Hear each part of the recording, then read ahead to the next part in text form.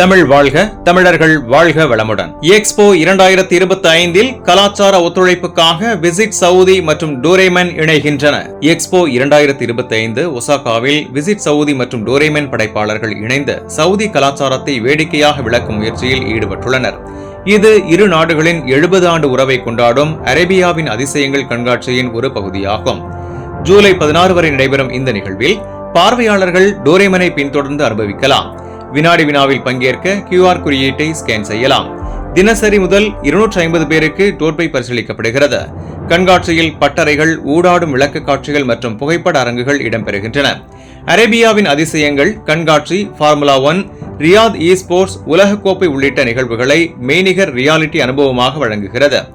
1969 அறிமுகமான டோரேமன் ஜப்பானின் கலாச்சார சின்னமாக உருவெடுத்து 3000க்கும் மேற்பட்ட தொடர்களில் தோன்றியுள்ளது. இன்றைய வர்த்தக செய்தி.